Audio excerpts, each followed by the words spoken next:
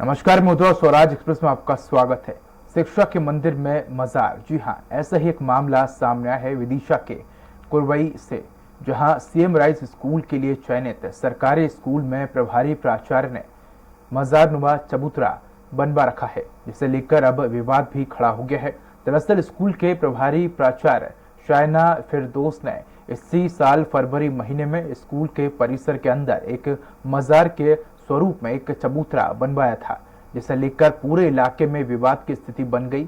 वहीं अब इसकी शिकायत भोपाल शिक्षा मंडल तक की गई थी, जिसके बाद वहां से जांच के निर्देश विदिशा जिला शिक्षा विभाग को दिए गए थे। विदिशा के जिला शिक्षा अधिकारी अतुल मौदगिल ने मामले की जांच में शिकायत को सही पाया और रिपोर्ट भोपाल पहुंचने के बाद प्रभारी प्राचार्य साइना फिरदौस का कुरवाई से तबादला कर दिया गया। हालांकि उन्होंने अपने कथन में उस स्थान पर पहले से चबूतरा होने और उसे सिर्फ रिपेयर कराने की बात कही थी।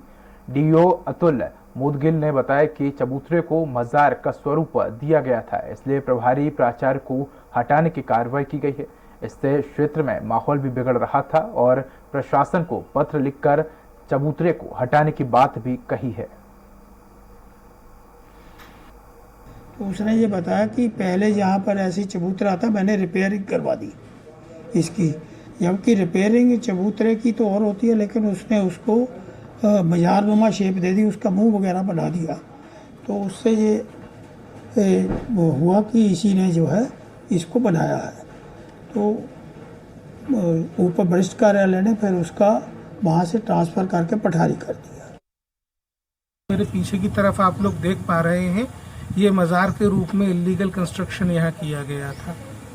लेकिन आज 1.5 माह से ज़्यादा व्यतीत हो जाने के बाद शिक्षा विभाग ने इस दिशा में कोई भी कार्रवाई जिला प्रशासन को करने के लिए निवेदन नहीं किया। ये उनकी उदासीनता और अपराधियों के साथ मिली भगत को प्रदर्शित करता है। अभी यहाँ कोई नई मजार बनी है? नहीं बनी है। अच्छा, कैसे बनाई है? पुरानी थी, नई पुरानी उसे रिसीव नहीं करवाई है। अच्छा, पुरानी मजार को नया कराया है। ठीक, किन के द्वारा कराया गया है? स्टाफ की, पुराने की। अच्छा, पुराने स्टाफ के द्वारा कराया गया। अभी एक मामला सामने आया है कि आरोप लगाए गए हैं कि यहाँ राष्ट्रगीत, राष्ट्रगान और सरस्वती वंदना नहीं होती। सर, प्रतिदिन होता है, राष्ट्रगीत भी होता है, राष्ट्रगान भी होता है नियमित रूप से। अच्छा, और एक मामला और आया है यहाँ कि यहाँ कोई मजार का मामला है कि मजार कोई नई बनी है या? नहीं सर, नहीं बनी थी, पुरानी जो बनी थी ना, तो उसी की रिपेयरिंग करके नई हो। तो इस खबर पर अधिक की जानकारी के लिए और चर्चा के लिए हमारे साथ राष्ट्रीय बाल आयोग के अध्यक्ष जुड़ चुके हैं, प्रियंक जी जुड़ चुके हैं। प्रियंक जी, स्वागत है आपका स्वराज एक्सप्रेस में।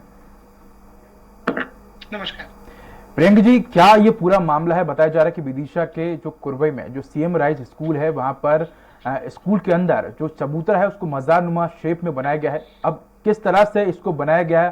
क्या वाकई में इस तरह मजार के रूप में चबूतरा को बनाया गया है? देखिए उदय जी, हमारे पास ये शिकायत आई जी कि कुरवाई में स्कूल में इस तरीके की इंफ्रास्ट्रक्चर क्रिएट किए जा रहे हैं जो मजार हैं, और बच्चों को रेडिकलाइज करने के लिए भी काम किया जा रहा है। हमने जब जाके ये सीएम राइज स्कूल को विजिट किया तो हमको वहां पे पता चला कि एक मजार तो 2015-16 में बनाई गई जो स्कूल में पीछे की तरफ है, और एक स्कूल में प्राचार्य कक्ष से लगी हुई मजार ये फरवरी-मार्च 2022 में बनाई गई। जी। अब इस सब के होते हुए जब जांच हुई 15 अगस्त 2022 को ब्लॉक एजुकेशन ऑफिसर और जो वर्तमान प्राचार्य है उसने रिपोर्ट जिला शिक्षा अधिकारी को दे दी, लेकिन अभी तक ना तो मजार हटाई गई ना एफआईआर दर्ज कराई गई। अलबत्ता जब हमको वहां लोकल लोगों ने बताया कि अकेला एक मामला नहीं है जी।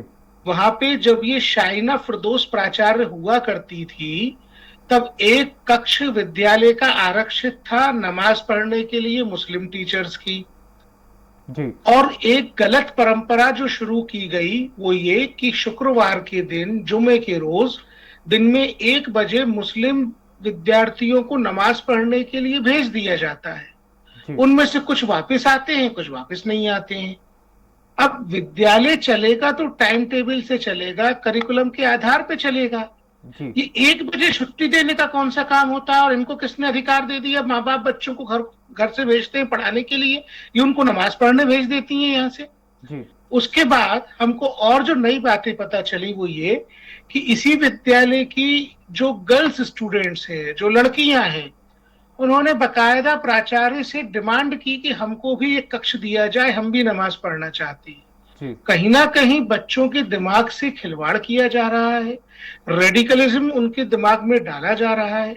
और मैं आपको यहाँ पे एक बात और बता दूं कि ये जो शिक्षा विभाग है, ये शिक्षा विभाग की तरह नहीं, वक्फ के ऑफिस की तरह व्यवहार कर रहा है।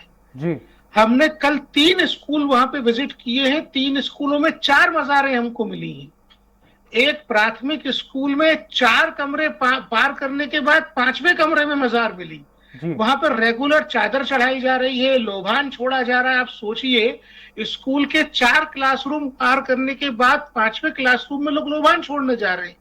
तो ये स्कूल शिक्षा विभाग का काम विद्यालय चलाना है कि वक्फ बोर्ड की तरह काम करना है? जी मैं तो मुझे शर्मिंदगी इस बात की है कि ये सब हमको देखना पड़ रहा है, और उसके बाद विभाग इतना उदासीन है कि अपने अधिकारियों पे कार्रवाई नहीं करता।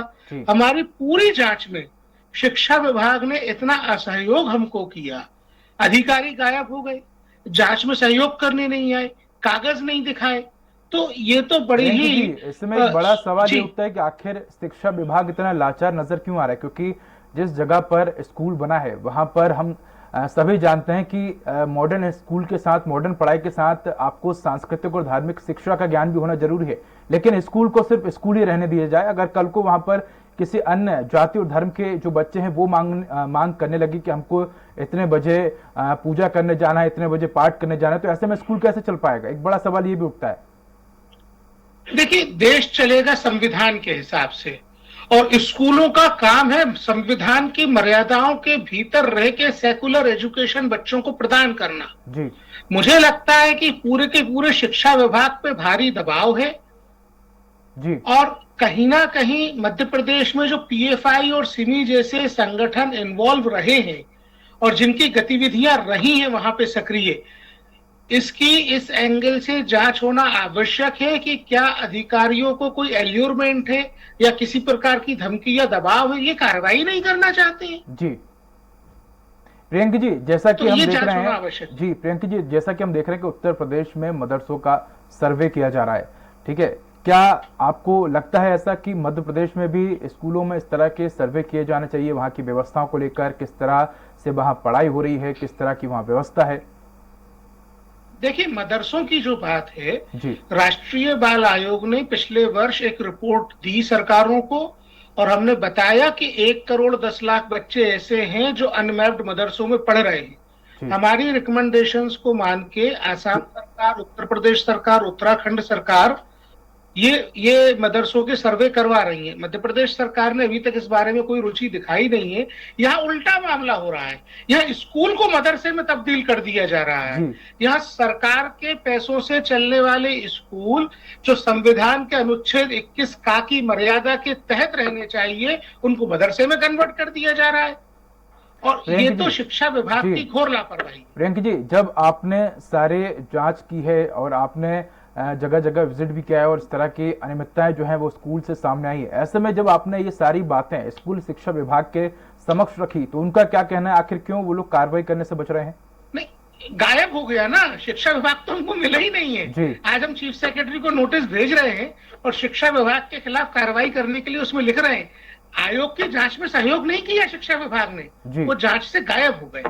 जी, तो क्या इस शिक्षा विभाग पर किसी अन्य प्रकार का दबाव है जिसके चलते शिक्षा विभाग इस तरह की जो अनैतिक काम है और जो स्कूल में इस तरह की गतिविधियां हो रही है उस पर कार्रवाई करने से बच रहा है? देखिए, भ्रष्टाचार तो सीधा सीधा दिख रहा है। सरकार के पैसे से बन रही बाउंड्री वॉल से पैसे चुराकर आप मजार बना देते हो, ये भ्रष्टाचार का सीधा सीधा मामला है। इसके अलावा मेरा जो वहां पे लोगों से बातचीत करने के बाद जो हमने ऑब्जर्व किया, हमारा सीधा सीधा संदेह है कि सिमी और पीएफआई उस इलाके में एक्टिव रहे जी। इसलिए बहुत आवश्यक है इस एंगल से जांच की जाए। जी प्रियंका जी, एक बड़ा सवाल ये भी उठता है कि जब शिक्षा विभाग और प्रशासन जो है वो स्कूल को बेहतर काम करने के लिए फंड देता है, चाहे वो इंफ्रास्ट्रक्चर की बात हो या स्कूल के फर्नीचर की बात हो, क्लासरूम की बात हो, लेकिन उन पैसों का अगर गलत यूज करके इस तरह की गतिविधियां बनाई जाएगी या निर्माण किया जाएगा तो कहीं ना कहीं स्कूल के बच्चों की शिक्षा तो प्रभावित होगी, साथ ही जो आसपास का वातावरण है वो भी खराब होगा।